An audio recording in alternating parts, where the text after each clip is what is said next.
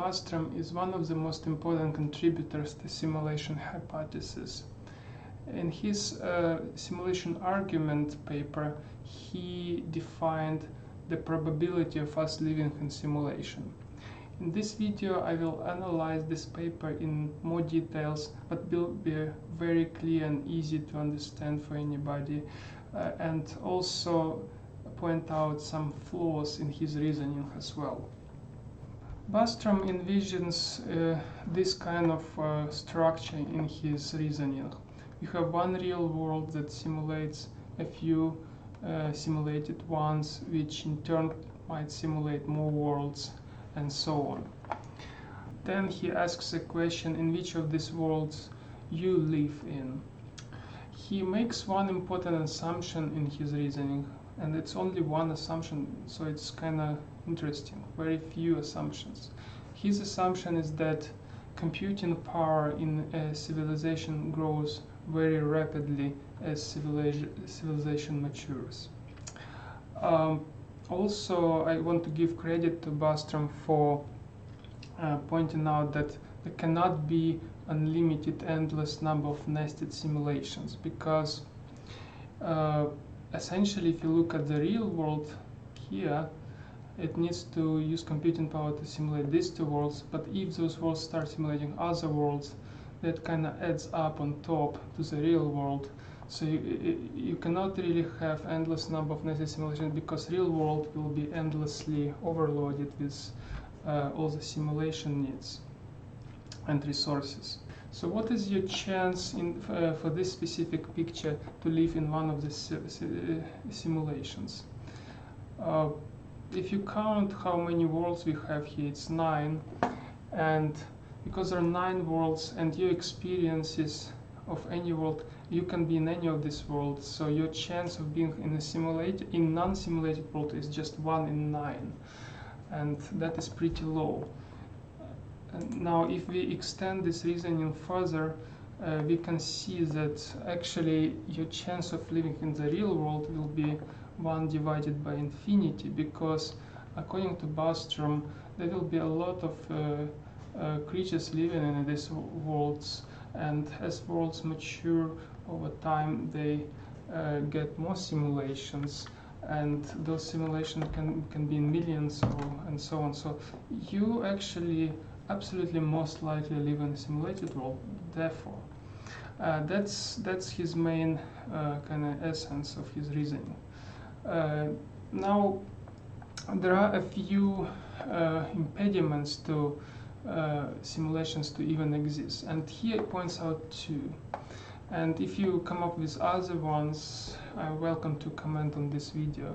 But his 2 impediments, first one is called I don't want to run simulations, meaning for some reason these civilizations that can run simulations, they don't want to run them for possibly ethical reasons, because it just could be inhumane, or some other reasons we don't know at this point. The second possible reason why we will not get simulation is that we cannot reach ability to run simulations. Now, that is quite unlikely as well. We already can see that computer power grows rapidly. We also have rapid growth of photorealism in our human simulations. Just look at the computer games progress within last 20 years. It's just unbelievable. We also progressed a lot in advanced 3D simulation optimizations. What it means is that software developers figured out ways how to not use too much processor power or too much memory to simulate large worlds, virtual worlds. And we also were able to simulate atoms at high fidelity level and neurons. So all this evidence points out that probably there will be a point in time when we reach ability to run very realistic simulations. So first impediment seems to be not really an impediment. The second one also goes away if we consider that humans are sinful. There are many examples of that. we also don't need like many humans. We need just a few immoral ones who are ready to run simulations. So once you have at least a few, like in my picture, only two out of all this real world, there were only two immoral ones who decided to run simulations, and then it starts this nested cycle. So that's why this impediment is also unlikely. And history shows we were never stopped in our curiosity and progress. So definitely this is not an impediment. Therefore, it is very likely that we run in simulation right now. Now, Bostrom in his paper actually gives a formula that you can use. This is a formula, and you can see that FSIM is a percentage of humans living in simulation. This is a percentage of civilization reaching our ability to simulate, and this is a percentage of civilization that won't simulate. Then if you put some numbers into this formula, you actually can get fraction of humans living in simulation. And for this picture, I kind of picked 0.9, 0.9 for these two, and 3 is an average number of ancestor simulations, which is 3 here. Maybe it's a rough number. If you count that there were only 2 here, it will be slightly less than 3. But that's the point of it. And then I did a calculation, and I got this fraction of simulated beings. And this is very conservative estimate, of course. Now, his paper actually extends in other things too, and that's not frequently mentioned in other articles or YouTube videos. He mentions that there most likely will be kind of real God figure in the real world, and then demigods at each level of the simulations. And as you go lower in the hierarchy of simulations, there will be a weaker demigods. Of course, it's just a possibility. There might not be a real creator god of real world, obviously, in his thought experiment.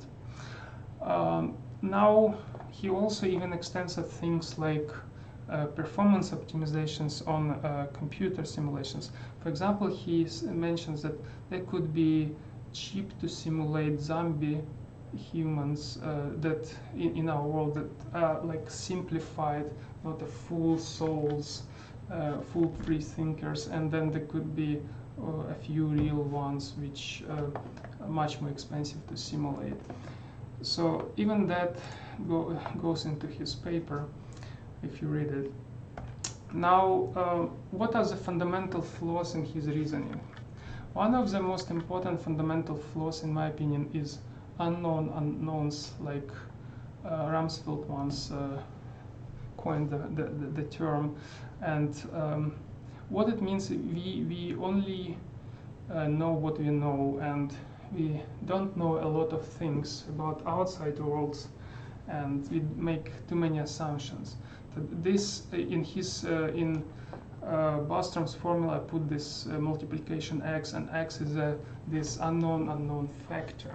And I will point out to you a possibility, a real possibility that could happen, and will completely render this formula invalid. So look here. What you see here is a real computer, physical computer here. That's a real computer screen right there. And then we see a virtual computer screen here. And within this virtual computer, you see another computer here, which is another virtual computer. And you can have kind of nested, like in simulations terms, nested computers there.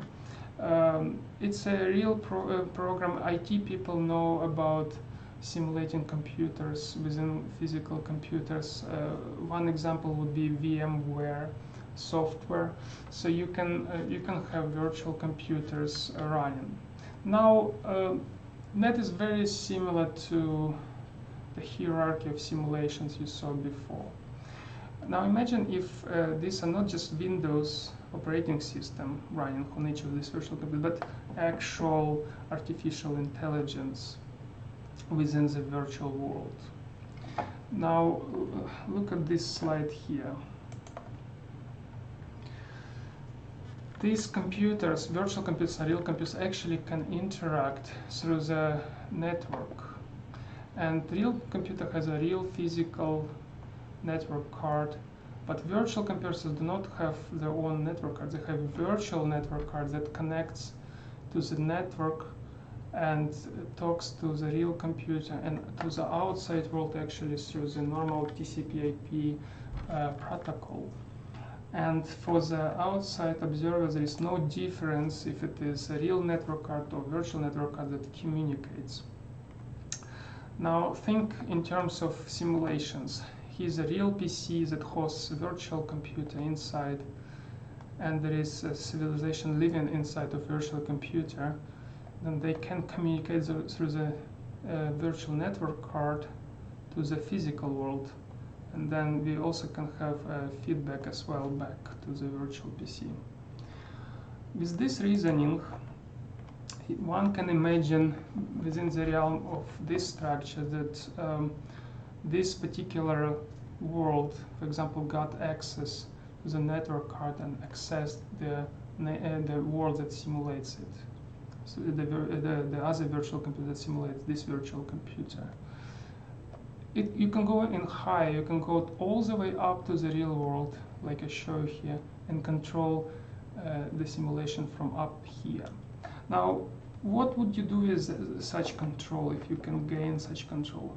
You can do a lot of things. You can turn off a nuclear power station if you can hack into it or something like that. Or you can destroy other virtual civilizations. Now, in this kind of scenario, what is your probability to live in the simulation? Only half. It completely destroys the formula that Bostrom built. And this is just one possible scenario of many scenarios, and there are many things that we simply don't know. So that's the fundamental flaw of his reasoning. Even so, it's a great paper and so on. Thank you.